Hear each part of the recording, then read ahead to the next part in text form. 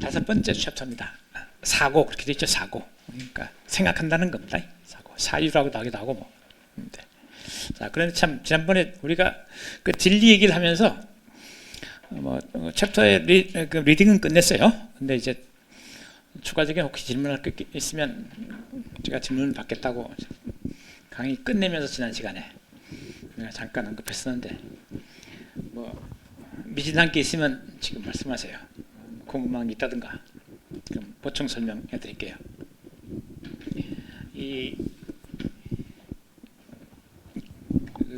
우리가 지금 읽는 그 내용의 줄거리는 어디쯤 위치해 있냐니까 우리가 맨 처음에 이제 법칙이라고 하는 걸 읽었죠. 예. 이건 하나의 그 example로 우리가 읽었던 거고 철학적 그 문제의 한 사례를 읽었던 거고 그다음은 본격적으로 철학이라는 게 뭐냐 이렇게 해서 이제 우리가 들어갔더니 여기 뭐 다양한 문제들이 있다. 뭐 인식도 있고 뭐 뭡니까 또 존재도 있고 가치도 있고 인간도 있고 언어도 있고 뭐 등등등등 있단 말이죠. 철학이라는 문제 중에는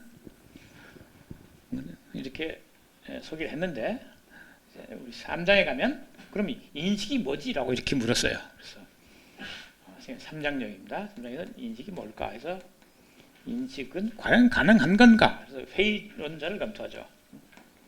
인식의 불가능성을 말하는 사람들입니다. 인식은 가능하지 않다라고 하는 사람들. 근데 이건 이런 식의 그 인식에 대한 전면적인 회의는 실천적으로 우리 삶에 별로 도움이 안 된다.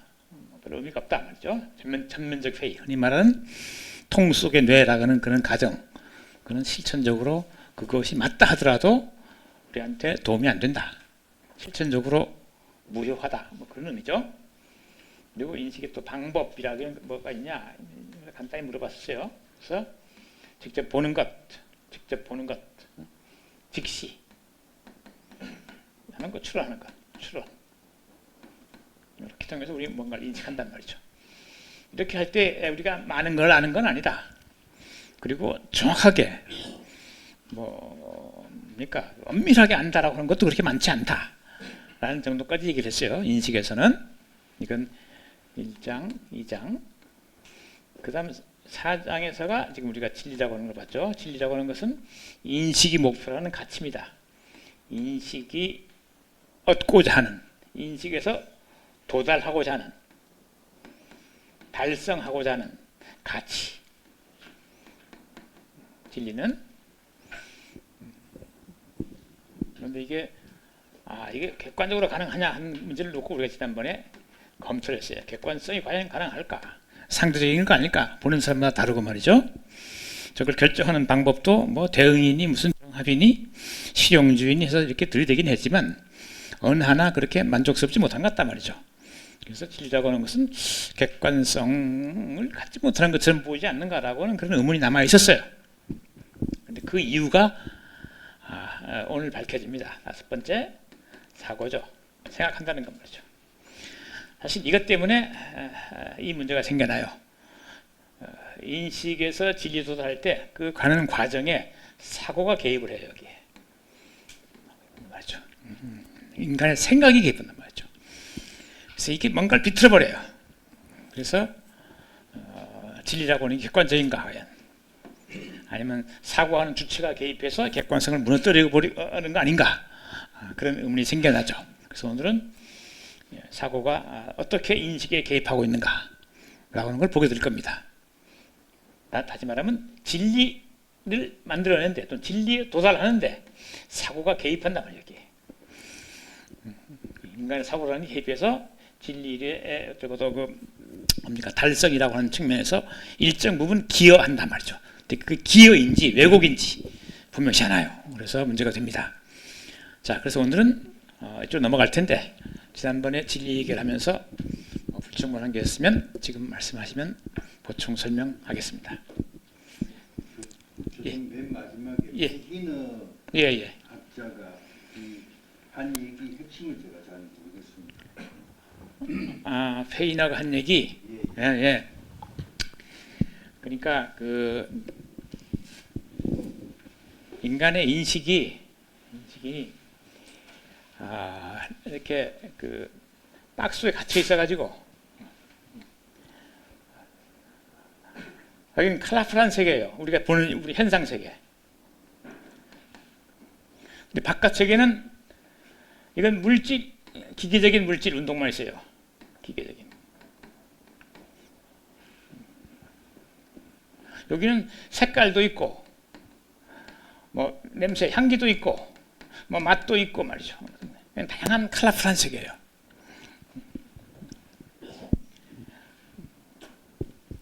그런데 이런 현상 세계라고 하는 것이 이 바깥과 어떤 소통을 하고 있느냐, 바깥과. 다시 말하면 우리가 이 보고 있는 세계가 실제로 있는 거야, 이런 물음을 던질 수가 있죠, 우리가. 아니면 인간이 눈에만 이렇게 보이고 그것 자체는 아무 색도 없고 냄새도 없고 뭡니까? 소리도 없는 거다 말이죠. 인간이 감각을 통해서 귀로 들으니까 소리가 있는 거고, 인간이 눈을 통해서 보니까 색이 있는 거고, 인간이 코로 냄새를 맡으니까 냄새가 있을 뿐이지, 이 인간의 감각 주체라고 하는 이 기능적 존재자를 이 우주에서 빼버리는 순간 우리가 보는 이런 세계, 이 컬러풀한 세계는 사라지는 거 아닌가 말이죠. 이걸 밤의 세계라고 비유하고 있어요. 밤의 세계. 근데 이 사람은 그런 거 아니다라고 얘기하고 싶은 거예요.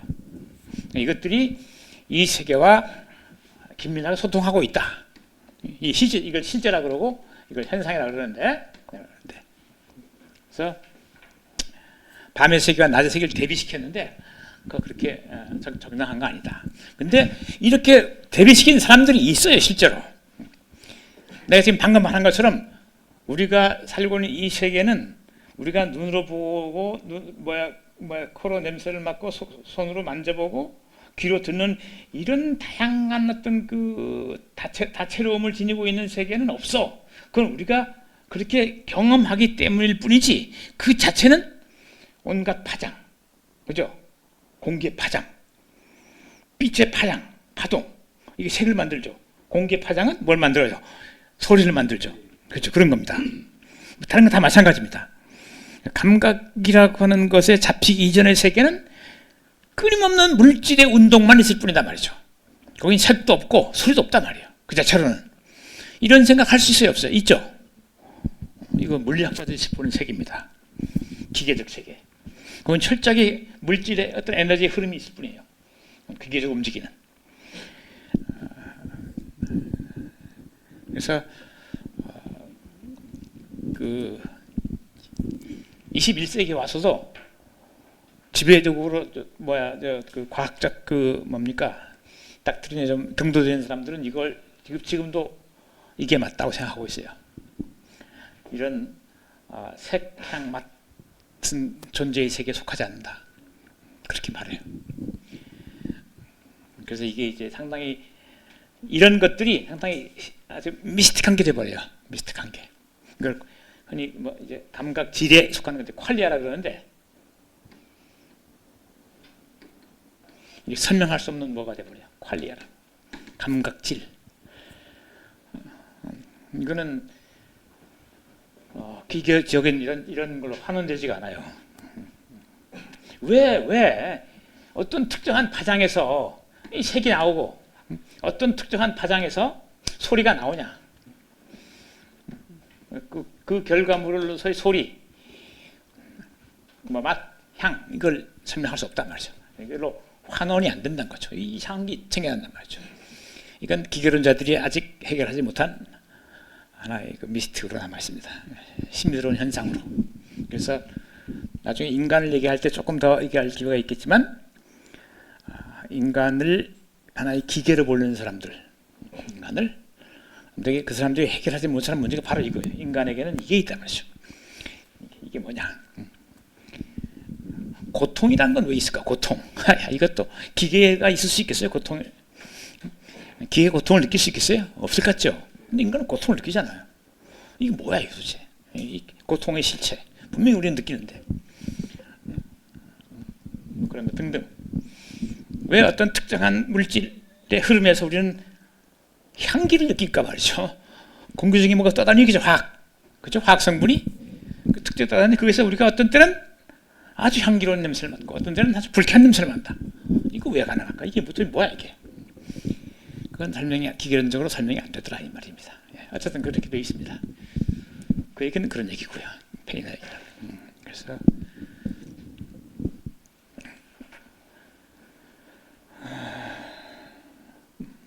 또 뭐가 있나요?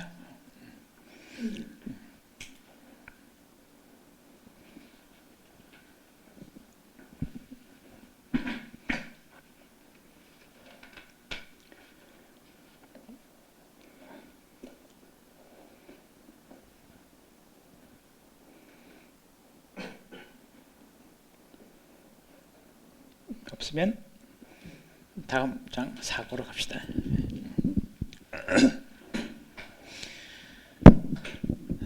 예, 좀 보겠습니다. 제가 읽게요. 오늘날 우리 과학의 눈부신 성과는 관찰보다 사고에 훨씬 더 많이 의존하고 있다. 사고는 바야흐로 지구의 면모와 인간 삶의 구조를 일신하려 하고 있다. 그러므로 얼마쯤 이 사고 과정에 대해 깊이 생각해 보는 것은 확실히 의미 있는 일이겠다. 사고라고 하는 것은 실제로 무엇인가?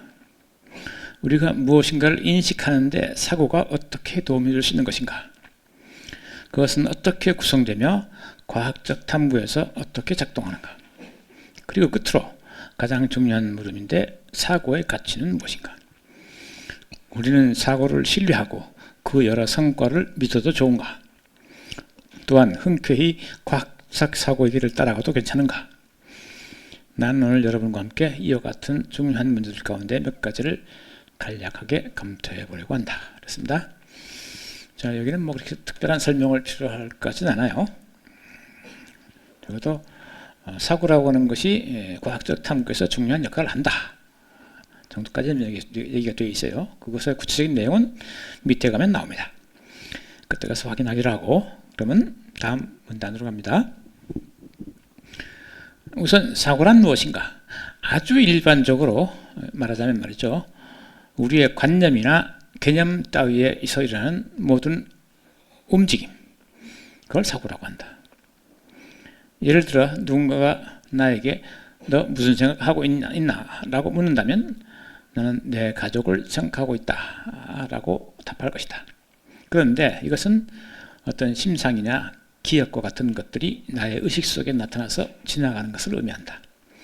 그러므로 사고에 대한 가장 일반적인 정의는 관념과 개념의 운동이라고 할 수 있다. 이거는 뭐 정의라기보다는 그냥 아주 느슨한 그냥 그 뭡니까? 어떤 대화의 한 줄기 정도. 사고라는 것이 관념과 개념의 운동이라고 했다 뭐가 밝혀지는 게 없는 것 같죠?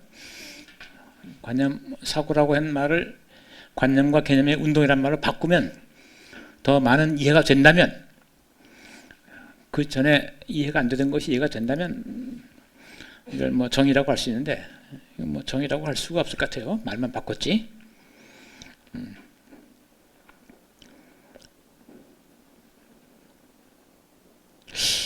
사고란 말은 좀 약간 그 사전적인 학습이 될 것 같은데 여긴 그런 말이 없어서 잠깐만 이제 정리하고 갈게요. 사고, 이건 이제 흔히 철학적 용어로 쓸 때, 특히 우리가 인식이라고 하는 문제와 관련해서 사고라는 말을 쓸 때, 이건 감각과 보통 대비가 됩니다. 감각. 바깥의 어떤 그 대상의 어떤 자료를 우리가 리시브하는 거, 수용하는 그런 이제 인간의 감각 기관, 신체적 기관의 작용이죠. 그래서 이것의 주체는, 사고의 주체는 지성이라고 보통 부르고, 지성. 감각의 주체로 보통 감성이라 불러요. 감성. 느끼는 능력. 이건 아는 능력이고. 그렇죠? 이렇게 보통 구별합니다. 좁은 의미로서 이렇게 구별하는데. 그래서 이놈은 우선 개념을 통해서 판단도 하고 추론도 해요. 추리 같은 말을 쓴다면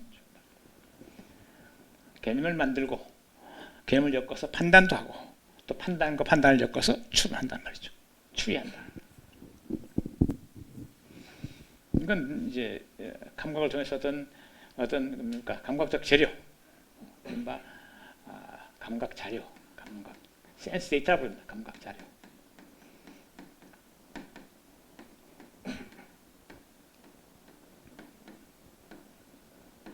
이거를 이제 입수하는 거죠. 그래서 이거를 개념으로 정리하고 판단해서 문장으로 만들고 그걸 엮어서 추리한단 말이죠. 이렇게 되어 있습니다. 개념은 뭔지 아시죠? 개념이라는 말을 많이 써서 다 안다고 생각해요, 우리가. 개념이라는 말을 막상 개념이 뭐죠? 물으면 한번 자기한테 물어봐요. 개념이 뭐더라? 내 말로 어떻게 표현할까? 개념.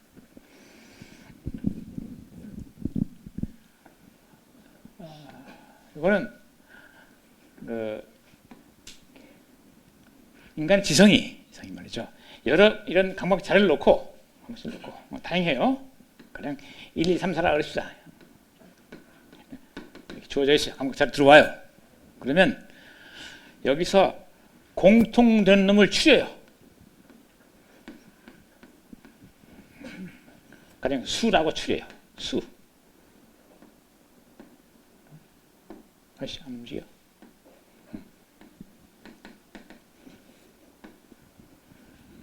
이렇게 공통되는 여러 대상으로부터 공통되는 어떤 요소를 추출해서 그걸 표상으로 가질 때 그걸 개념이라고 부릅니다. 그러니까 공통된 공통특성,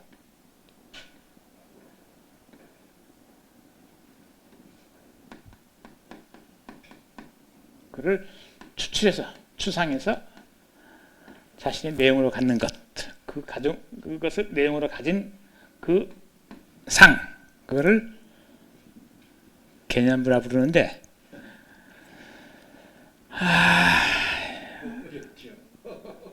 어렵죠. 그러니까 이게 과연 가능한 건가라고 불가능한 사람들이 있었어요. 이런 상은 불가능하다.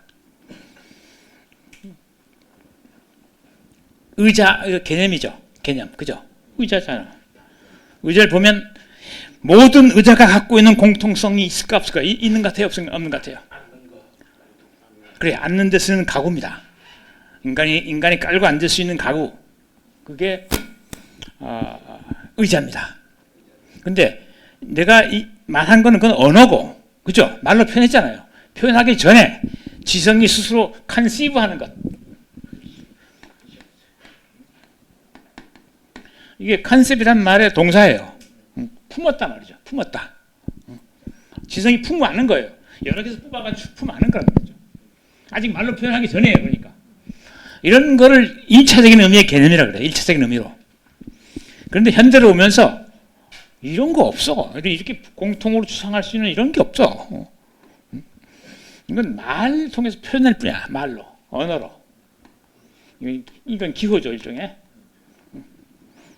이런 기호적 어떤 표기법이 있을 뿐이지, 이걸 떠나서 인간이 품을 수 있는 보편적인 공통 추상, 어떤 그런 어떤 뭡니까 그 표상, 어떤 상, 그런 건 있지 않아, 이렇게 주장해요. 그래서 개념은 곧 언어야, 말이다 말이죠. 그래서 이 언어만 있고 이런 건 없어 하는 사람도 있고, 아니야 둘 다 있어, 서로 상호작용해 하는 사람도 있고, 뭔 소리 하는 거야? 원래 이건 있어 하는 사람도 있습니다. 그래서 이건 논란 중에 있어요. 그러나 나한테 물어본다면 아마 상호작용하는 것 정도로 이해를 하지 않을까 싶어요. 이것이 아예 없다는 것도 너무 나간 것 같고, 또 이거 없이 이것만 있다는 것도 너무 나간 것 같아요. 그래서 언어와 상호작용하는 가운데 막연하게 우리가 가질 수 있는 어떤 그런 이미지가 아니겠는가, 그렇게 우리가 추정해 볼 수 있어요. 어떤 개념은 그런 겁니다. 그래서 이거는 사고가 작동할 때 가장 기본으로 쓰는 그 자산입니다. 자산. 이게 있어야 사고가 운영을 해요. 자기 몸을 움직여요. 뭔가 할 수 있어요. 개념을 가져야. 이걸 엮으면 판단이죠. 사고의 가장 기본적인 작용은 판단. 판단을 하면 개념이 있어야죠. 개념을 통해서 판단하고 추론도 한단 말이죠. 관념이에요. 관념. 예. 관념 중에 복수 관념 중에 대표적인 걸 뽑아가지고 하는 그 개념인데 그 앞에 개념 앞에 또 관념이라는 말이 있거든요. 관념. 보는 생각이나. 관념은 아이디어라 그러는데, 아이디어. 예, 아이디어라 그러는데,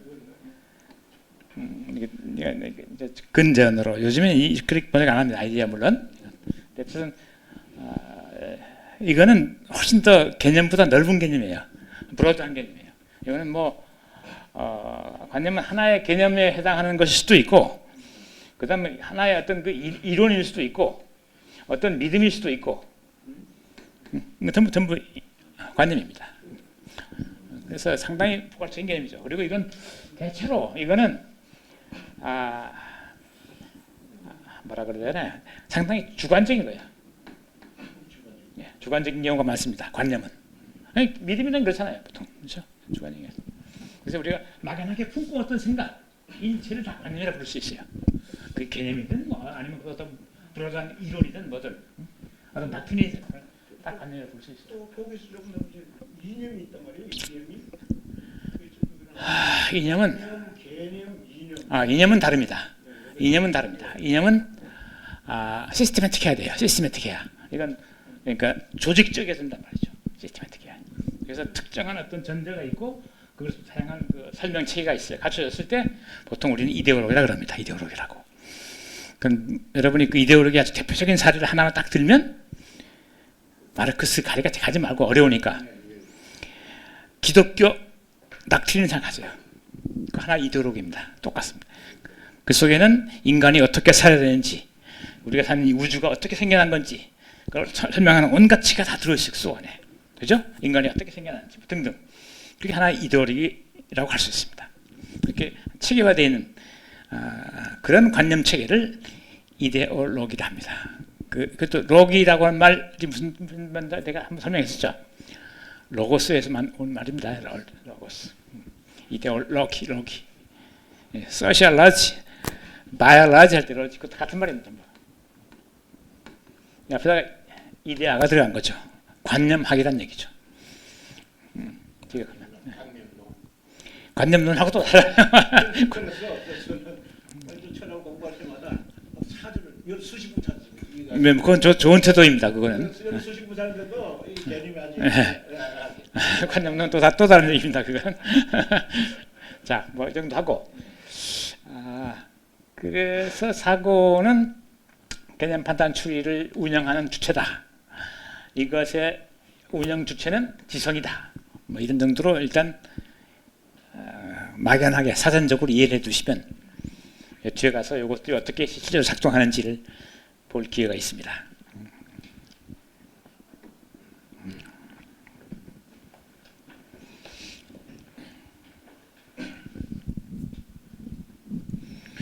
그 다음 세 번째 문단입니다.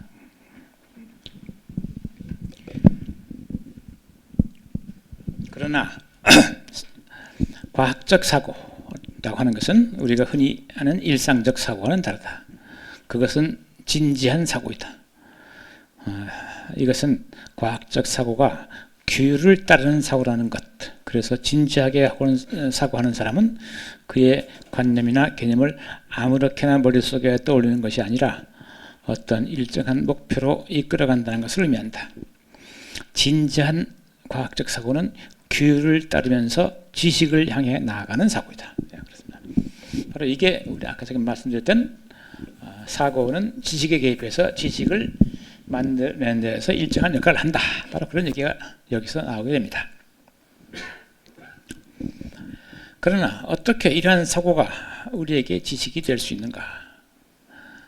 혹자는 우리가 인식하려 하는 대상이 주어져 있어서 그것을 보기 위해 단지 눈을 뜨거나 그것 쪽으로 주의를 돌리기만 하면 되는 경우와 그러한 대상이 주어져 있지 않아서 그것에 관한 사고가 그것을 인식하는 데 아무런 도움도 되지 않는 경우가 있을 뿐이라고 생각할지 모른다. 예컨대 사고라고 하는 것이 인식에 개입하지 않는다라고 하는 주장이죠. 하지만 이것은 사실이 아니다. 우리의 경험을 잠시 들여다보면 우리는 사고가 그 두 경우 모두에서 유용하며 때로는 아주 결정적인 역할을 할 수 있다는 것을 알 수 있다. 있습니다. 그러니까 사고가 인식에 아주 적극적으로 개입한다. 뭐 그런 얘기죠. 대상이 앞에 있건 없건 그런 얘기입니다. 다음 쪽으로 가는데 혹시 제가 지금 읽은 첫 페이지에서는 특별히 따로 설명할 만한 게 없어 보여서 그냥 넘어가는데 혹시 뭐 부족한 게 있으면 지금 질문하시면 제가 조금 보완 설명할게요. 없으면 다음 페이지 넘어갑니다. 지금 문단 4개 정도 4개 5개 읽었는데 짤막한 거 거기서 혹시 궁금한 거 있으면 질문하세요. 크게 없을 것처럼 보여서 넘어갑니다. 다음 그러면 두 번째 페이지. 자, 우리가 뭔가를 인식한다고 할 때 그 인식의 대상이 되는 그 무언가가 내 눈앞에 있는 경우도 있고 없는 경우도 있다 이런 말이죠. 그래서 첫 번째로 우선은 대상이 앞에 주어져 있는 경우, 앞에 놓여 있단 말이죠. 이럴 때 사고가 어떻게 그 대상을 인식하는 데 기여하는지를 보자 그런 얘기입니다. 우선 대상이 주어져 있는 경우를 고찰해 보자 이랬어요. 이때 대상은 결국 그렇게 단순하지 않다. 일반적으로 그것은 지극히 거의 무한히 복잡하다. 그것은 무수한 측면이나 면모, 어떤 성질 따위를 지니고 있다. 그러나 우리의 정신은 이 모든 것을 일거에 파악할 수 있는 처지에 있지 않다. 우리가 그러한 대상을 충분히 인식하기 위해서는 그 여러 측면들을 끈질기게 차례로 주시하고 이들을 비교하고 항상 새로운 관점에서 그 사태를 고찰하고 분석해야 한다. 그런데 이 모두는 다른 말인 사고이다. 그러니까 비교하고 분석하고 뭐 이런 것들이 다 사고가 하는 행위다 그런 얘기죠.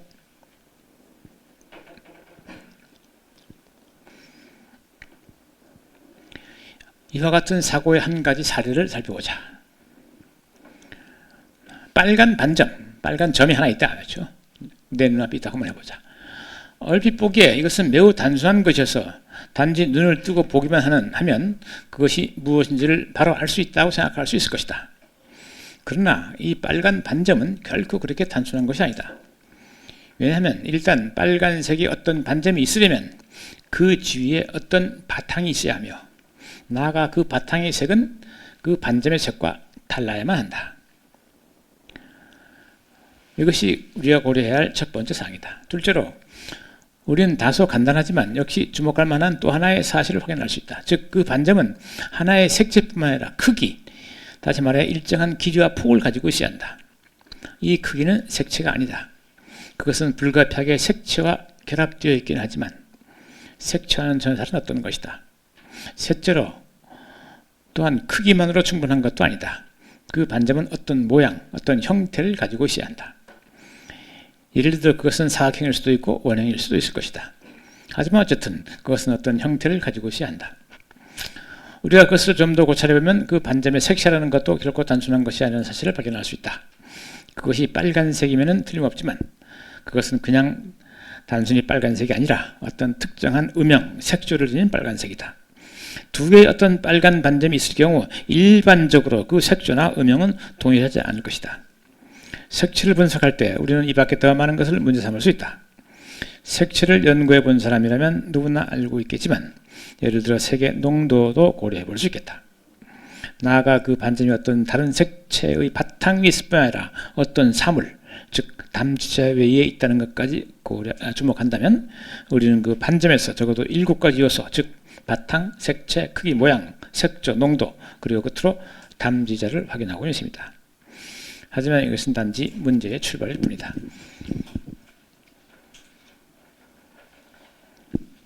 이거는 이제 그 어떤 대상을 놓고 이제 분석하고 있는 하나의 사례입니다. 아주 단순한 사례를 놓고 분석해 보면 그렇게 단순하지 않다는 걸 이제 보여준다는 거죠.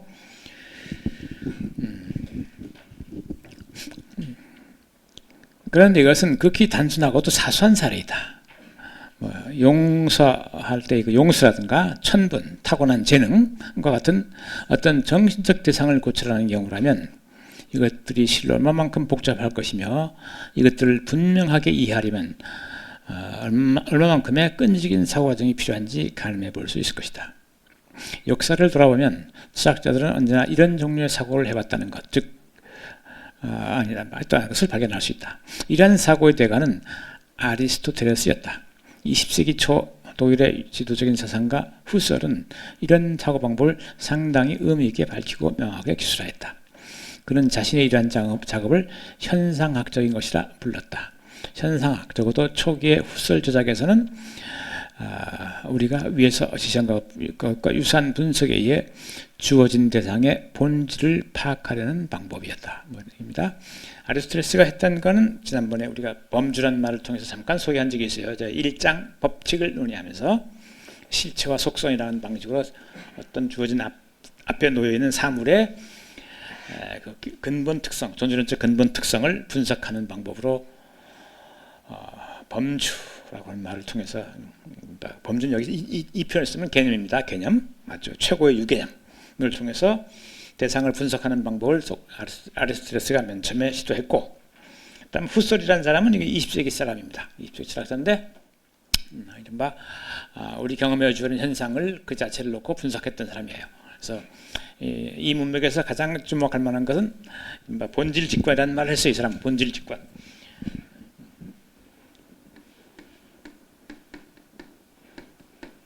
본질직관 하면 앞에 보면 뭐 본질을 한꺼번에 확 꿰뚫어보는 그런 방식으로 이제 이해하기가 쉬운데 그건 아니고, 이거는 어떤 대상을 놓고 어떤 대상이 주어졌으면 이거를 다양한 각도에서 이걸 검토해 가지고 이 시각의 변화에 따라서 변하는 부분 빼고 다양한 시각에서 공통으로 잡히는 부분을 추출하는 것, 그걸 본질직관이라고 그래요.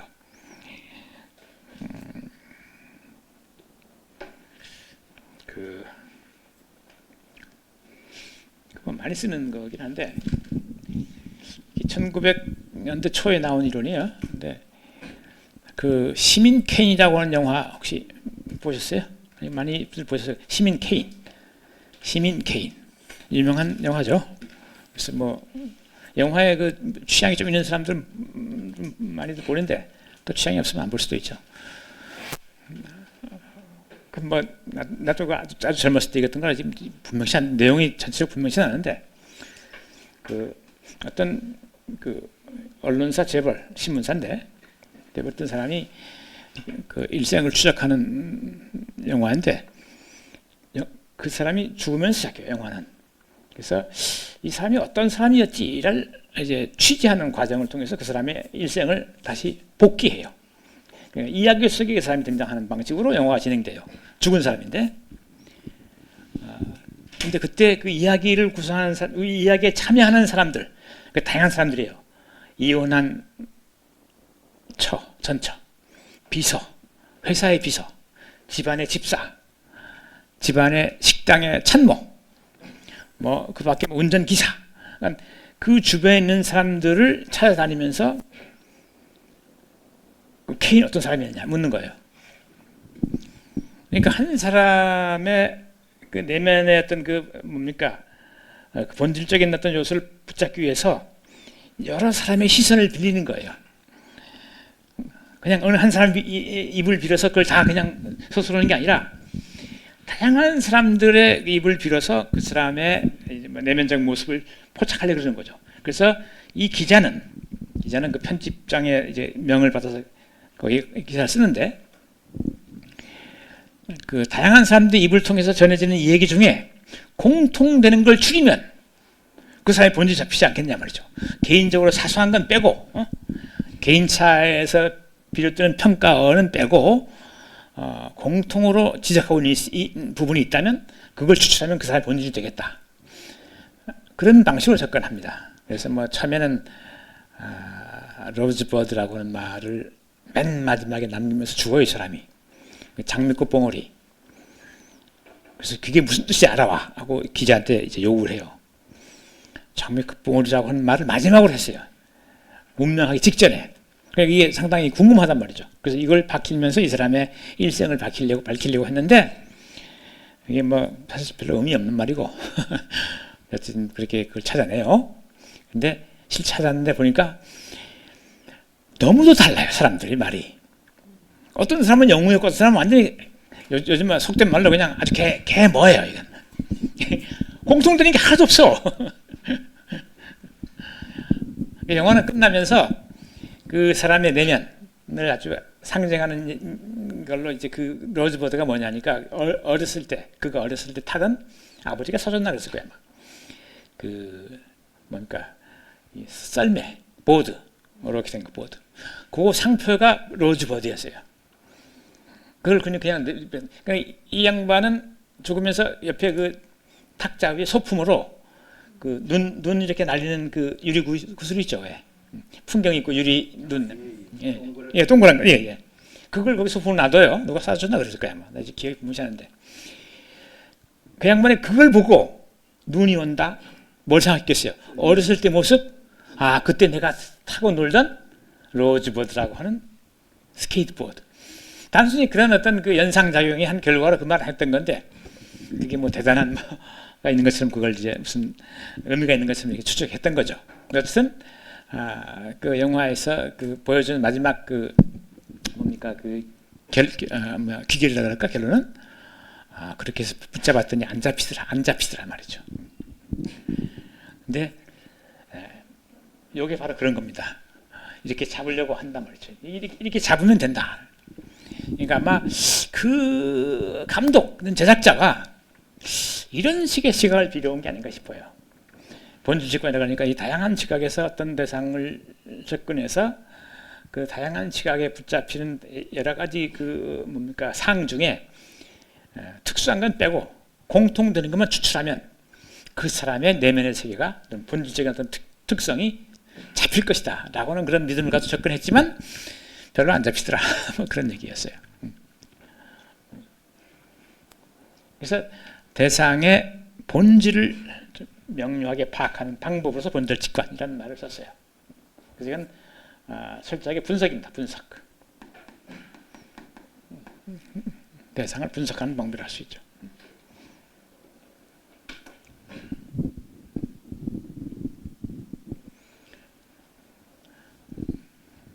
그래서 분석하고 비교하고 기본은 분석이고 비교하고 최종적으로 종합하죠. 그러면 본질이 잡힌다. 여기서 뭐가 나올 거다.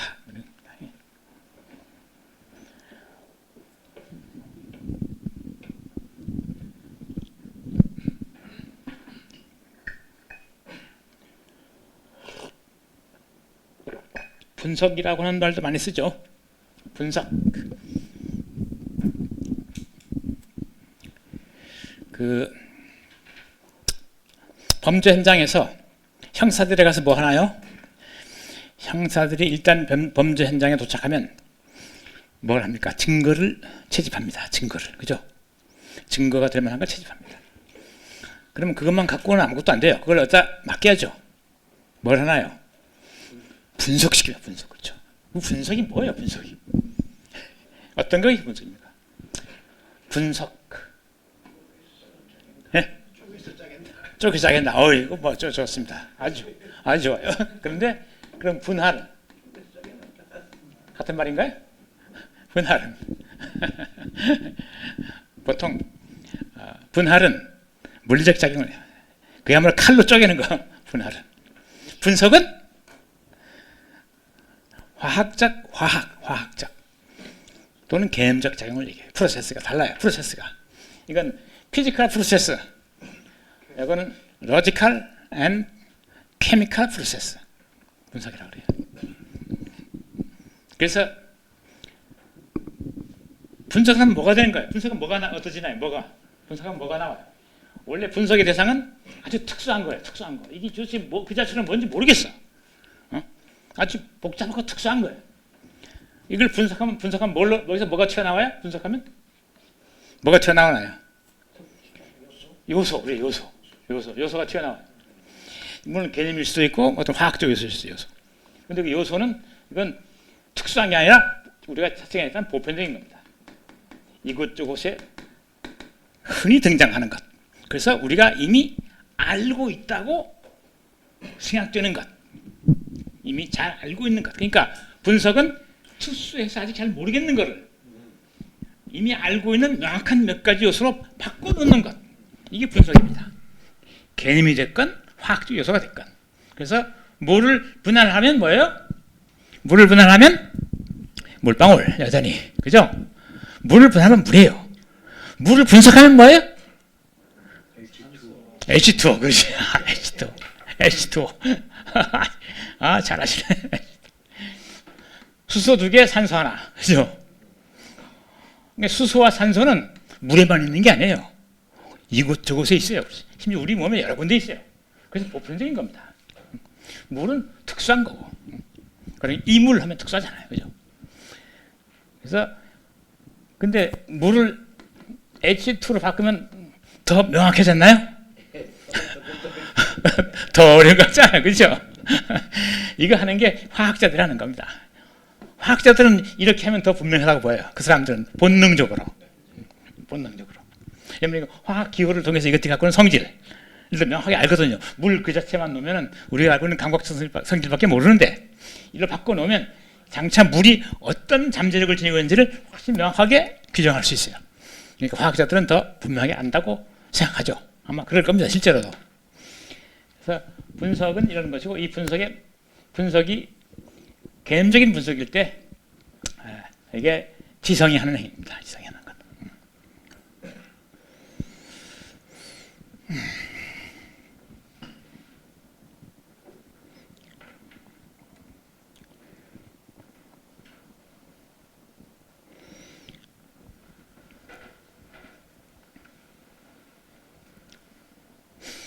그 다음 문단 38쪽입니다. 그런데 자연과학에서 이러한 종류의 사고는 부차적인 역할을 할 뿐이다. 2차적이라는 얘기죠. 1차적이다 아니라는 얘기입니다.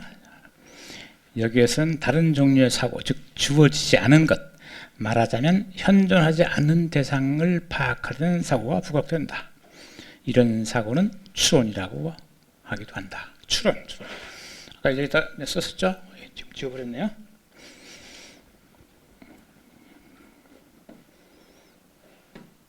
사고가 하는 역할을 해서 개념을 만들고 개념을 엮어서 판단하고 판단과 판단을 엮어서 추리한다 말이죠.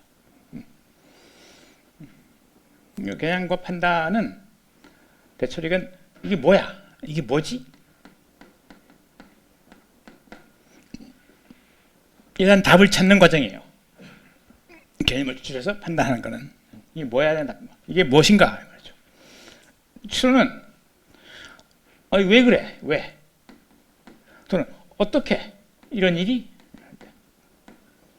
어떻게 이런지 왜 이런 일이 났을까? 어떻게 이런 일이 일어나지? 그럼 장차는 무슨 일이 나지?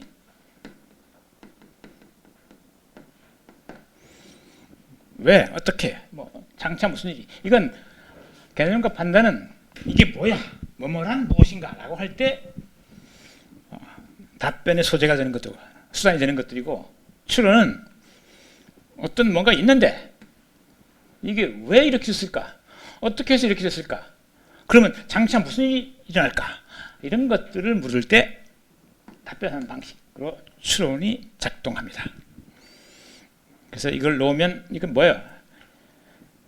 여러분은 펜 이렇게 답변할 거예요. 그죠? 펜 개념입니다. 이것은 펜이다. 이게 왜 여기 있을까? 이렇게 물으면 지금 앞에 주어져 있지 않죠. 대답이 그렇죠. 있잖아요. 그럼 이유를 따져야 돼요. 왜 여기 있는지. 여기는 강의실이란 말이죠.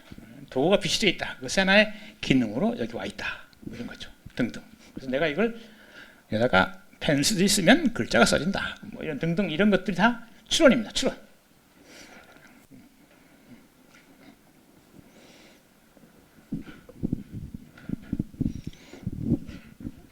그래서 우리가 질문에 대한 답으로 하자면 대상이 있는 경우 요거고 대상이 없는 경우 요거란 얘기죠. 사고가.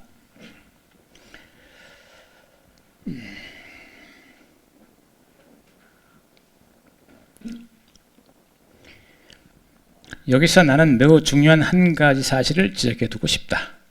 이미 언급했듯이 오직 두 가지 가능한 경우가 있을 뿐이다. 즉 대상이 주어져 있는 경우와 그렇지 않은 경우가 그것이다. 대상이 주어져 있다면 우리는 단순히 그것을 보고 기술하기만 하면 될 것이다. 그러나 대상이 주어지지 않은 경우 우리가 그것에 관해 무엇인가를 발견하는 데는 오직 한 가지 가능한 방법, 즉 추론이 있을 뿐이다. 인식에 이르는 제3의 길은 없다. 물론 우리는 무엇인가를 믿을 수 있다. 그러나 믿음은 인식이 아니다. 우리는 오직 주어진 것에 대한 관찰이나 추론을 통해서만 인식할 수 있다. 이건 반복해서 이 사람이 말하는 겁니다. 인식에는 두 가지 길밖에 없다. 직접 보거나 추론하는 것밖에 없다. 말이죠. 우리는 이 점에 유의할 필요가 있다. 왜냐하면 오늘날 여러 가지 오해가 널리 퍼져 있기 때문이다. 예를 들어 어떤 사람들은 우리가 선한 의지나 악한 의지에 무엇인가를 인식할 수 있다고 말하는 경우도 있다. 또 어떤 사람은 자유의 도약 같은 것이 인식의 수단이라고 주장하기도 한다. 여기서 물론 도약이라는 것이 인식을 위한 준비 단계로서 유용하다고 생각할 수 있을 것이다. 예컨대 내가 담장 너머에 있는 암수 한 마리를 인식하려고 할 경우 담장 위로 뛰어오르는 행위는 내가 그 암수를 인식하기 위한 하나의 방편일 수 있다. 그러나 이처럼 과감하게 도약했다 하더라도 나는 눈을 뜨고 있어야 할 것이다. 오직 눈으로 목격함으로써만 나는 그 암수에 대하여 무엇인가를 알게 될 것이다. 자유의 도약 같은 것은 결코 인식의 준비 단계 이상의 것일 수 없다. 앞서 지적했듯이 인식은 언제나 대상에 대한 직접적인 파악, 즉 감각적인 직시 아니면 정신적인 직시, 즉 직시이거나 추론이다. 말이죠. 직접 보거나 아니면 추론하는 것 두 가지 길밖에 없다. 이 얘기입니다.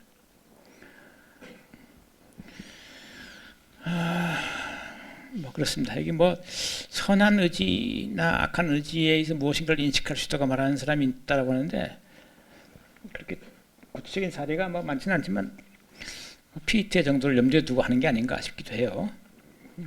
독일 철학자죠. 자아의 능동적 행위라고 하는 것이 있어야 인식이 가능한 것이고 그걸 통해서 얻어지는 것이 인식이다. 의지가 먼저다. 뭐 이런 얘기를 했던 사람이죠. 그다음 뭐 자유도약이라는 표현은 막 키를 키우고 썼던 말에서 온 것 같은데 뭐 신앙의 도약 이런 말 하죠. 그러니까 지성을 넘어서서 초월적인 존재와 저것도 만나려면 역시나 하나의 결단을 통해서 일거의 신으로 뭡니까 돌입해 들어가야 된다. 뭐 그런 얘기를 합니다. 그래서 결단이라는 말을 통해서 그때 아마 자유도약이라고 하는 정도의 의미로 이해할 수 있지 않을까 싶습니다. 그러나 이런 것들이 옳다 하더라도 최종적으로 인식 그 자체는 뭔가를 보거나 추론하는 것일 수밖에 없겠다. 이 얘기를 지금 저자는 반복하고 있어요.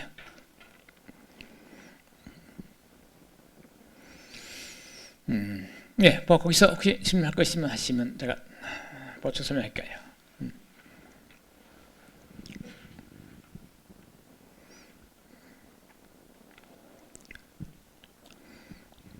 됐나요?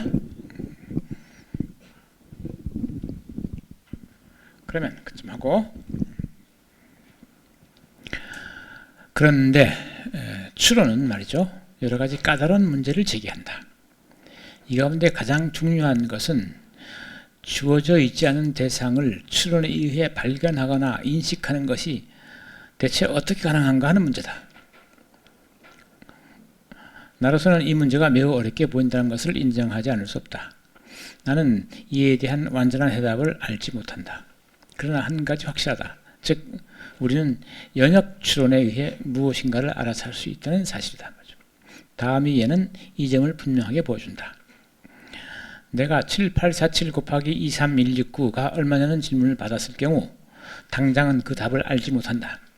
그러나 자리에 앉아서 곱셈을 하고 보면 그것이 181, 807, 143 뭐 1억 8100 등등이죠. 이라는 것을 알게 된다.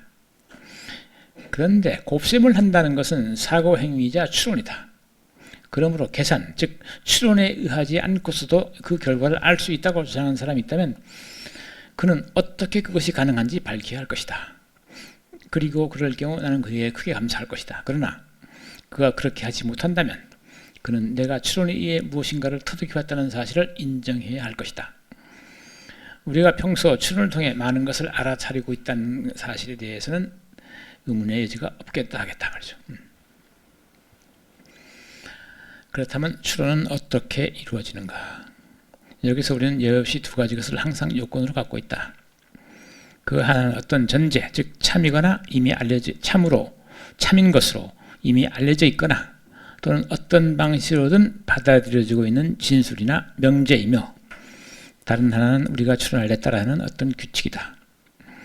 예를 들어 거리가 젖어 있다는 걸 추론하려면 만약 비가 오면 거리가 젖는다는 전제와 비가 오고 있다는 전제가 있어야 한다. 그리고 이와 동시에 논리학자들이 긍정적 긍정식이라고 부르는 규칙도 알고 있어야 한다. 이것은 대략 하나의 조건 문장, 즉 만약으로 시작되는 문장과 그것에 전권이 있을 때 그 후권을 인정할 수 있다는 규칙이다. 고대의 스토아 철학자들은 이 규칙을 만약 A면 B다, 그런데 A다, 그러므로 B다 라고 정식화했다. 논리학, 아니 보다 더 정확히 말하자면 형식 논리학은 바로 이와 같은 규칙을 연구하는 학문이다. 말이 좀 우리말로 풀어놔서 복잡한데 복잡한 얘기는 아닙니다.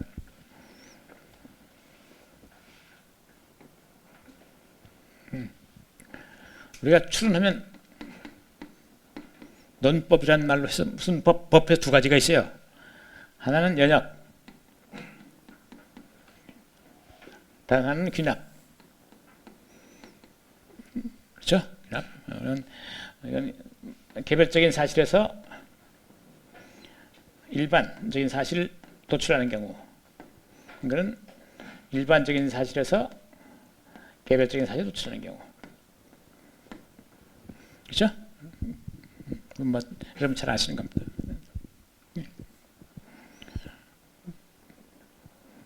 근데 이 분리를 저자는 이용하지 않고, 우리는 보통 이렇게 우리가 적어도 배웠는데 흔히 논리학에서 기본으로 이용하지 않고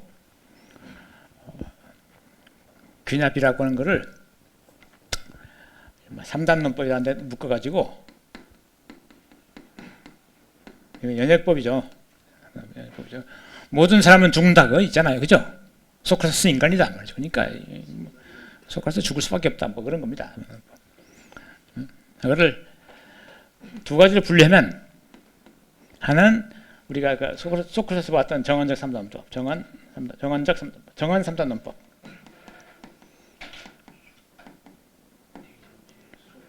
예, 그렇습니다. 대전제소인자는 거죠. 그래서 모든 사람은 죽는다, 누구는 사람이다, 그러니까 그는 죽는다, 뭐 이런 거죠. 우리 흔히 하는 겁니다. 딱딱 말이 잘라졌기 때문에 정언이라고 나, 카테고리칼. 근데 가언이라는 게 있어요. 가언, 가설. 뭐뭐 하면 뭐뭐 하다, 그러면 뭐뭐 하면 뭐뭐 하다.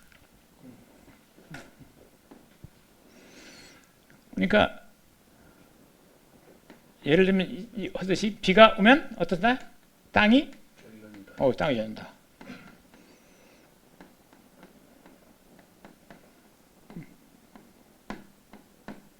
비가 오면 땅이 젖는다 말이죠. 첫 번째 전제입니다. 그런데 두 번째 전제가 실제로 비가 온다. 그러면 결론은 뭐예요? 우리가 보지 않더라도 뭘 추론할 수 있죠? 앞에 주어지지 않은 대상, 사건을 추론할 수 있어요. 비가 오는 걸 보면서 창문을 열면 비가 오고 있다. 근데 지금 땅은 안 보이고 있어요. 그렇죠? 그런데 땅이 젖었어. 저 밖에 길바닥에 젖었다는 걸 우리는 추론할 수 있단 말이죠. 결론을. 이겁니다. 이게 가언 3단 논법. 근데 귀납이라고 하는 걸 이 사람은 여기다 집어넣어가지고 이거 약간 비틀 형태라고 이렇게 보고 있어요. 무슨 말인가 하니? 얘가 나오겠지만 특수한 것에서 보편적을 끄집어낸다고 했었죠. 근데 여기도 비가 오면 땅이 보편적인 겁니다. 비가 오면 언제 어디나 예외 없이 땅이 젖는단 말이죠. 그런데 두 번째 전제에서 비가 오는 게 아니라 땅이 젖는다.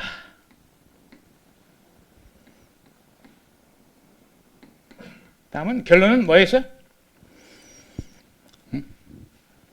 비가 오면 땅이 젖는다. 근데 땅이 젖었어. 그러면 비가 왔다. 그렇죠? 그래 좀 이상하지 않아요? 감이 좀 이상하죠? 물 뿌리도 땅이 젖잖아. 그렇죠? 그러니까 아까 비가 오면 땅이 젖는다. 비가 왔다. 땅이 젖는 건 필연이에요. 안 젖을 수 없어 비가 오면. 그렇죠? 피해갈 방법이 없어. 그러니까 논리적으로 딱 맞아 떨어져요. 그런데 반대로 뒤집으면 땅에 젖었다. 따라서 비가 오고 있다라고는 이 결론은 내가 땅만 보고 밖에 하늘도 안 보고 땅만 보고 땅이 젖었어. 여기 비가 왔네. 했는데 안 왔을 수 있잖아. 그죠? 그러니까 이때 결론은 필연적으로 참이 아니야. 그렇죠? 그러니까 뭔가 잘못됐어. 형식은 비슷하지만. 그렇죠? 자, 그거를 이런 경우를 이 사람은 귀납법으로 이해를 해요. 귀납법으로. 어떻게 그렇게 되는지를 이제 밑에서 봅시다. 귀납법이라는 게 왜 문제가 있는 추론 방식인지 말이죠.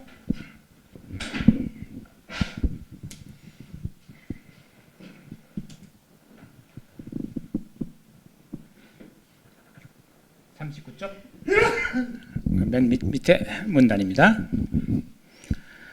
그런데 이러한 규칙, 그러니까 추론의 규칙이죠. 하는 상이한 두 가지 유형이 있단 말이죠.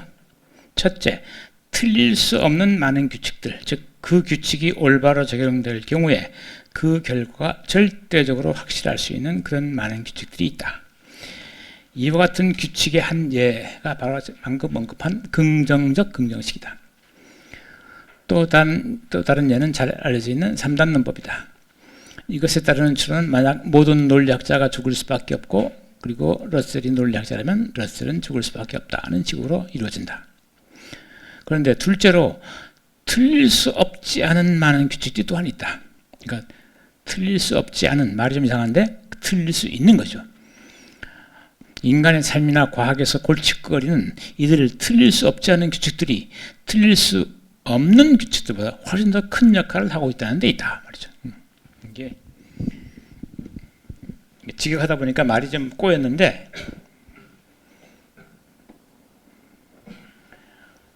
틀릴 수 없는 규칙이란 말은 infallible이라는 말의 번역어예요. infallible, 오류 가능하다 치고 부정어 붙여가지고 틀릴 수 없다. 틀릴 수 없는 규칙 하면 규칙 자체가 틀릴 수 없다는 얘기는 아니고 이 규칙을 따라 추론하면 전제가 참일 경우 전제가 참이면 결론은 항상 참이다. 그러니까 이 추론 규칙은 이 추론 규칙을 따라서 추론할 경우에 전제가 참이면 결론은 항상 참이다.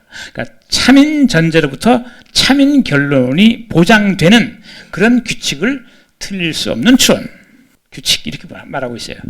그럼 반대로 틀릴 수 있는 건 그와 정반대겠죠. 틀릴 수 있는 거는 그러니까 fallible 건 말이에요. fallible 건. 이거는 전제가 참인데도 불구하고 추론했더니 결론이 거짓일 수 있는 경우 이거를 틀릴 수 있는 추론 규칙이라고 부르고 있어요. 그러니까 이걸 아까 예로 돌아가면 if A면 B다. B다. 그런데 지금 A다. 따라서 B다. 비가 오면 땅이 젖는다. 비가 온다. 땅이 젖는다. 틀릴 수 없죠. 그러니까 이 형식으로 추론하면 이게 참일 경우 1과 2의 전제가 참이면 결론은 항상 참이다 말이에요. 이런 경우를 얘기합니다. if A면 B. 이걸 지금 우리 표현하면 긍정적 긍정식. 부정이 하나도 안 나와요. 긍정식이다. 긍정식. 긍정적 긍정식. A면 B다. A다. B다. 그럽니다. 이게 틀릴 수 없는 추론 규칙입니다. 이것의 대표적인 사례예요. 틀릴 수 없는 규칙의 대표적인 사례. 전제가 참이면 결론은 항상 참이다.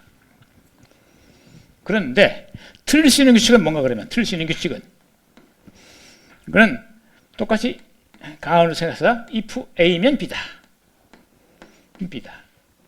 그런데 중간에 소전제가 A가 아니고 B예요. 후권. 따라서 A다. 이렇게 써요.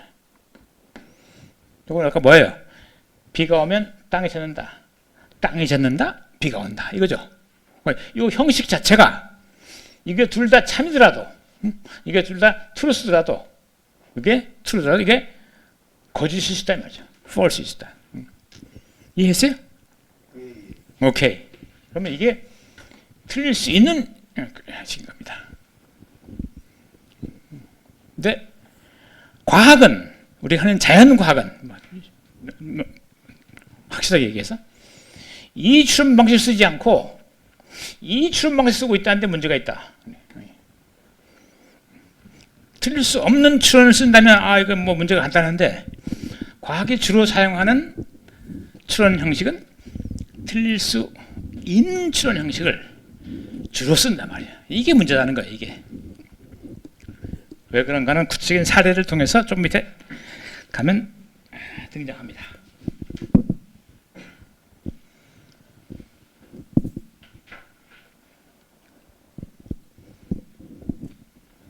(40쪽) 두 번째 문단입니다.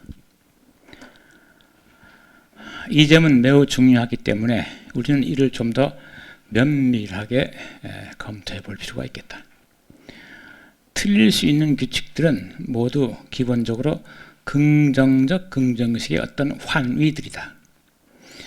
긍정적 긍정식에서 우리는 전권에서 후권으로, 즉 A에서 B로 추론한다. 이것은 틀릴 수 없는 규칙이다. 그런데 다른 종류의 규칙, 즉 틀릴 수 있는 규칙에서는 이와 정반대로 추리가 진행된다. 즉 만약 A면 B다. 그런데 지금 B다. 그러므로 A다. 라는 식이다. 이것이 결코 틀릴 수 없는 규칙일 수 없다는 것은 예컨대 다음과 같이 추론해보면 알 수 있다. 만일 나는 나폴레옹이라면 나는 사람이다. 그런데 나는 사람이다. 그러므로 나는 나폴레옹이다. 여기서 두 전제는 모두 참이지만 결론은 거짓이다. 왜냐하면 나는 나폴레옹이 아니기 때문이다. 그러므로 이 규칙은 틀릴 수 없는 것이 아니다. 논리학자들은 심지어 이것을 거짓이라고까지 말한다. 그러니까 이런 식의 추론은 이건 논리적 규칙이 아니다. 이렇게 아주 한다는 얘기죠. 그러나 일상생활에서, 그리고 특히 과학에서 우리는 언제나 거의 이런 방식을 추론하고 있다. 예컨대 소위 귀납법이라고 하는 것은 전적으로 이와 같은 추리에 속한다. 왜냐하면 귀납법에서는 우리는 얼마간의 개체들이 이러하다는 하나의 전제와 모든 개체가 이러이러할 때 얼마간의 개체도 또한 그렇다는 또 하나의 전제로부터 모든 개체들이 이러이러하다고 결론하기 때문이다. 예를 들어 화학자들은 얼마간의 인이 섭씨 42도에서 연소하는 것을 확인하고는 이로부터 모든 인이 42도에서 연소한다고 결론한다. 이때의 사고과정은 모두가 연소하면 이 얼마의 것도 연소할 것이다. 그런데 얼마의 것이 연소한다. 그러므로 모두가 연소할 것이다. 라는 식으로 진행되고 있다. 이것은 나폴레옹이 A에서 보았듯이 B에서 A로의 추론이다. 곧 틀릴 수 있는 추론이다. 또 이제 말로 써놓으니까 복잡한데 얼핏 확 붙잡히지 않을 수 있어요. 그런데 아까 귀납법을 말해서 개별에서 비납법을 일반적인 사실로 또는 뭐 보편적인 사실로 넘어가는 추론입니다. 개별적인 것들을 이렇게 쭉 보고 나서 이건 일반성을 딱 추출하는 것 말이죠. 사과 바구니에 사과가 가득 있어요. 1 먹어보고 달어 맛있어. 2 먹어보고 맛있어 달어. 쫙 먹어봐요. 한 100개 있는데 한 80개 먹어봐. 달어. 그러면 이건 몽땅 다는 거야. 가는 거죠. 그죠? 이게 귀납입니다. 그런데 이게 어떤 형식, 이걸 우리가 말한 지금 형식으로 보면 어떤 문제가 생기느냐? 자, 모든 사과가 달다면 그 일부의 사과, 뭐 이 사과를 합시다. 이 사과 또한 달다. 이건 하나만 한 말이죠. 그죠? 동어 반복입니다. 새로운 정보가 없어요. 모든 사과 달다면 이 사과 당연히 달지. 이건 당연히 참인 겁니다. 그런데 문제는 이 사고가 달아. 따라서 모든 사고가 달아. 이렇게 추론했어요. 이건 뭐 잘못됐죠. 뭔가 잘못됐죠. 그렇죠? A면 B다. A다 B다 갔는데 B다 A로 갔단 말이죠. 그렇죠? 그래서 틀린 겁니다. 규칙 자체가. 이해하셨어요? 근데 이 사과가 아니라 여기에 있는 80개의 사과를 합시다. 그럼 80개의 사과가 달다. 따라서 모두가 달다. 이렇게 결론했어요. 이것 또한 틀릴 수 있어요. 그렇죠? 그러니까 다시 한번 예를 바꿉시다. 사과 얘기했어요. 이 바구니에 사과가 한 100개쯤 있어요. 그래서 이게 맛이 있는지 확인해 봐야겠어.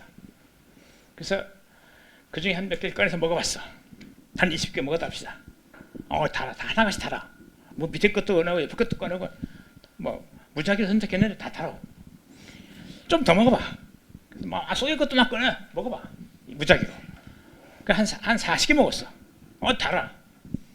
그래서 우리가 얼핏 거기서 결론할 수 있는 게 이거 원래 이 바구니에 있는 건 단 사과네, 단 사과네 라고 결론할 수 있죠. 누구나 그렇지 않겠어요? 그러니까 부분으로부터 전체로 나갔어요. 부분으로부터 전체로. 부분에서 전체로. 그러니까 모두가 가령 A면 일부도 A일 거예요. 그렇죠? 하나만 한 말이에요. 근데 그 다음에 모두가 A다라는 게 확인했어요. 그럼 당연히 일부는 A겠죠. 그렇죠? 보나마나. 그런데 일부가 A라는 걸 확인했어요. 일부가 A라는 걸. 이거로부터 모두가 A다. 이렇게 하면 틀릴 수 있죠. 그렇죠? 이 형식이 그러니까 이 형식이 뒤에 문장을 소전제로 갖다 놨어요. 뒤집었단 말이죠.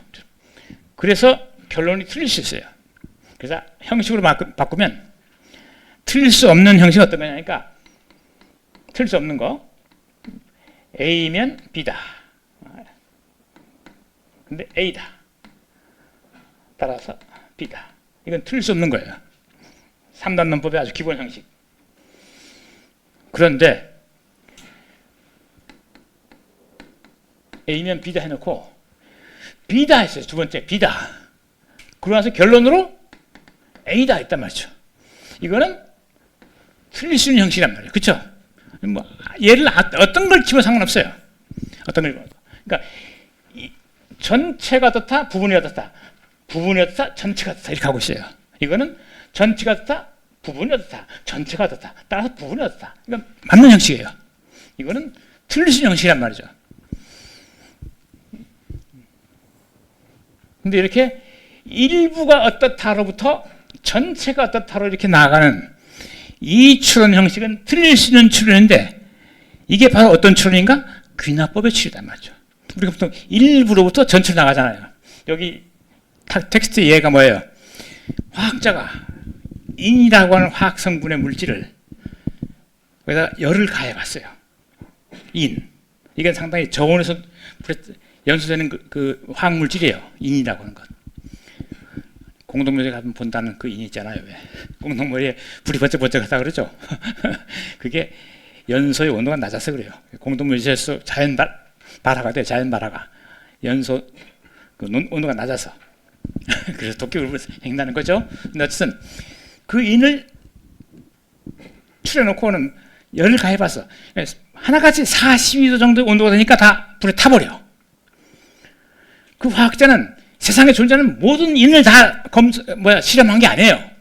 자기가 취합할 수 있는 몇 개의 샘플을 갖다 취합해서 실험했겠죠. 그죠? 그러니까 일부만 실험한 거예요. 그 일부 실험한 결과를 바탕으로 인이라고 하는 놈은 42도가 되면 불에 타는 놈이야 라고 결론했어요. 그러니까 일부 사실로부터 전체 사실로 갔잖아요. 그렇죠? 이게 귀납법이에요. 그러니까 그게 틀릴 수 있는 추론 형식을 따르고 있다 이 말이에요. 일부로부터 전체로 갖고 있단 말이죠. 근데 자연에 대한 우리가 뭔가 그 속성을 탐구할 때 바로 아까 그 인하듯이 탐구하잖아요.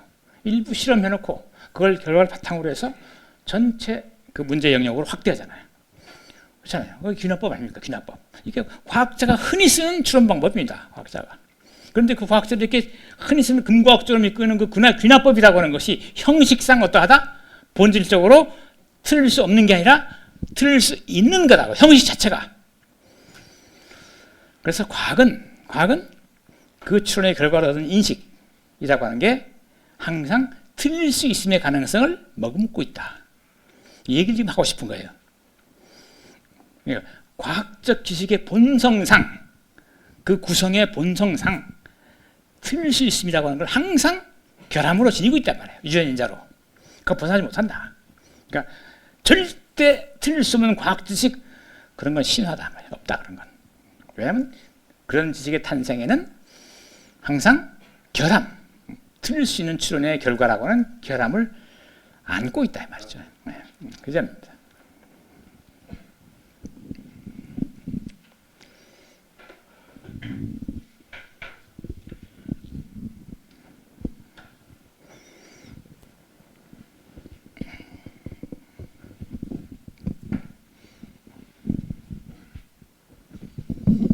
예. 자, 조금 긴가민가 할 수 있으니까 뭐 보완 설명이 필요하시면 지금 얘기하세요. 여기까지. 요즘 많이 나오는 그런 통계적인 연구 방법 같은 경우는 결국은 뭐 완전한 건 아니라는 거예요. 그렇습니다. 그렇긴 한데 뭐 통계까지 갈 거 없이 그렇다는 얘기죠. 지금은 통계까지 가는 거는 원래 그 존재론적으로 그것 자체가 비결정적이어 가지고 우리가 확실하게 알 수 없도록 되어 있는 성질을 지니고 있다. 그 사태 자체가 그렇게 보는 경우가 있고, 아니야, 그건 결정되어 있는데 우리가 뭘 보냐, 아직 거기까지 너무 미세한 변이 요소들이 참여하고 있어가지고 우리가 미처 간파하고 있지 못할 뿐이지 그거는 결정되어 있어. 뭐 이렇게 주장하는 사람도 있을 수 있어요. 그건 이제 거시 세계에서. 물론 요즘은 양자학학에서는 되게 그 미결정성을 믿어요. 기계적으로 결정되어 있지 않다. 뭐 그건 그렇긴 한데 어쨌든 뭐 그렇습니다.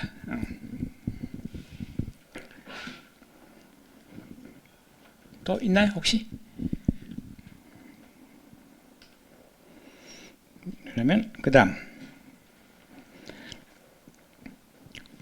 물론 과학의 사고 과정은 여기서 제시된 것처럼 그렇게 간단하지가 않다. 오히려 정반대이다. 사람들은 틀릴 수 있는 추론 결과를 보강하기 위하여 고도로 세련된 다수의 방법들을 강구해왔다. 그러나 이 모든 노력에도 불구하고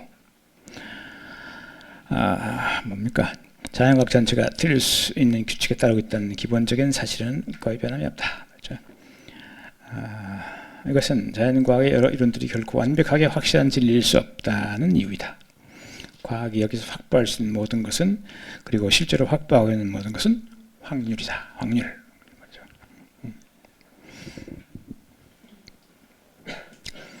이거를 다른 말로 하면 개연성, 그렇게 부릅니다. 개연성. 같은 말이에요.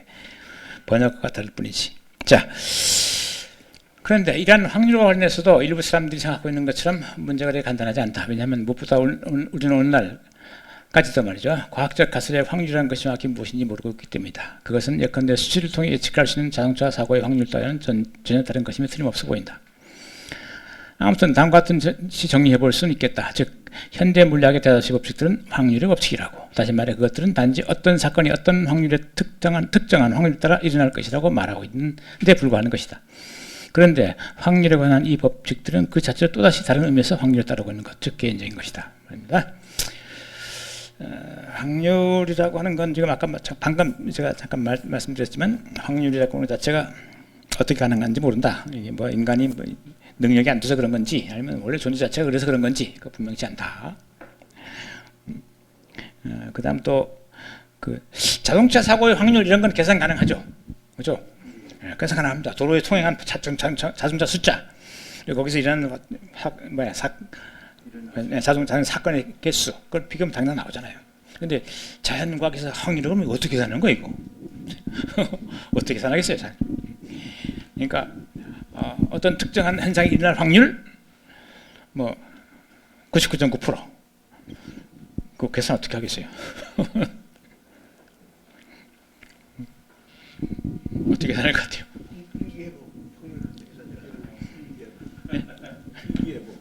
일기예보 그거 어떻게 계산하는 거예요? 어떻게 계산? 난 그거 모르는데 어떻게 계산해요? 일기예보가 어떻게 계산하는 거죠? 기성전 같은 데서 학교를 잘 알고 있겠습니까? 그러니까 그 어떻게 계산하냐 말이죠. 어떻게 계산 어떻게 하지? 이게 또 뭐 방법이 전문가가 하는 방법이 두 가지 정도가 있어요. 빈도주의라는 방식이 있고, 얼만큼 빈도가 많으냐 말이죠. 그 사건이 지금까지 경험에 비추어서 실험에 비추어서 빈도. 그게 아니라 그건 빈도 따지면 모든 확률은 제로가 돼버려요. 왜냐하면 분모가 무한해 버리니까 확률값이 제로가 돼. 모든 확률은 제로가 돼버려요. 그래서 그런 게 아니고 신뢰도, 인간이 믿을 수 있는 정도를 나타내는 표현일 뿐이다. 뭐 이렇게 주장하는 사람도 있어요. 그러니까 확률이라는 게 그렇게 만만치 않은 겁니다. 어쨌든 과학자들조차도 확률이라고 하는 확률값이 정확히 뭔지에 대한 합의가 없어요. 확률값이. 그래서 어려운 문제입니다. 나 같은 사람은 뭐 과학자도 아닌데 거기다 대고 뭐라고 하기도 그렇고. 그래서 맨 마지막 문장은 그겁니다. 어떤 사건이 일어날 확률은 99%다. 내일 비가 올 확률 99.8% 합시다. 내일 비가 올 확률 이렇게 딱 주장했어요. 그러니까 비가 오지 않을 확률 0.2%. 근데 이 주장 자체가 다시 개연적이다, 확률적이다는 거예요. 이 주장 자체가, 그죠? 이것이 참일 확률 또 얼마 나오겠죠. 거짓 확률이 또 얼마 있고, 또 퇴행해야 되겠죠. 또 무한 퇴행해야 됩니다. 무한 소급돼야 돼요. 그래서 이 어려운 거예요. 간단한 거 아니죠. 이런 식의 논의가 있어서 확률이라는 게 우리가 말은 쉽게 하는데 실제로 그렇게 쉬운 거 아니다는 얘기죠. 그 얘기를 하고 있어요. 자, 그렇긴 하지만 말이죠. 그 다음 밑에서 두 번째 문단으로 갑시다. 그런데 나는 과학의 여러 위대한 성과에 비추어 볼 때 이 모든 의문들이 여러분에게 뭐 별로 근거가 없어 보일 것이란 것을 잘 알고 있다. 그러니까 과학이 상당한 성취를 했단 말이야. 위대한 성취를 지금도 하고 있고 해왔단 말이죠. 그런 걸 놓고 보면 뭐 이런 식의 그 꼬투리 잡는 게 그닥 그렇게 뭐 중요해 보이지 않는다라고 생각할 수 있겠단 말이죠. 하지만 나는 여러분이 어떤 근거를 가지고 태양이 내일도 떠오를 것이라고 생각하고 있는지 물어보고 싶다. 아마도 여러분은 지금까지 항상 그래왔으니까 라고 대답할 것이다. 그러나 이것은 충분한 근거가 못 된다. 내 아주머니의 고양이도 여러 해 동안 아침면 창문을 통해 방으로 들어오곤 했다. 그런데 어느 날부터 다시는 들어오지 않았다. 혹 누군가가 자연법칙이 제1적인 것이라고 말한다면 나는 그에게 어떻게 우리가 그것을 알 수 있는지 물어볼 것이다. 제1적, 폼이 하나다 그런 얘기입니다. 유니폼하다. 같은 틀이 반복된다. 같은 조건이 같은 조건이 주어지면 같은 결과가 나온다. 유니폼하다. 그러니까 유니폼만 쓰죠. 유니폼이 뭐예요? 유니폼. 형식이 하나다 이게. 형태가 하나다. 자연도 그렇다. 자연도 어떤 조건, 특정한 조건을 주면 그 결과 R이 항상 반복된다. 이 C와 R 사이는. 그래서 또 다른 C가 주어지면 또 R이 똑같이 결과가 나타난다. 이런 식이죠. 이 틀이 반복되고 있단 말이죠. 하나의 형식으로. 그런 얘기입니다. 그러니까 자연에는 이런 반복성이 있단 말이죠. 근데 문제는 이런 반복성이 있다는 걸 어떻게 알았느냐? 다시 묻는다면 뭐라 답하겠어요? 그건 또한 경험에 호소할 수밖에 없어요. 그 형식이 늘 맞는 것으로 경험했기 때문에.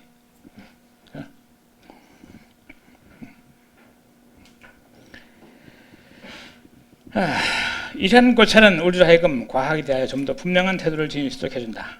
이 태도의 기본 권력은 대략 다음과 같이 정리해 볼 수 있겠다.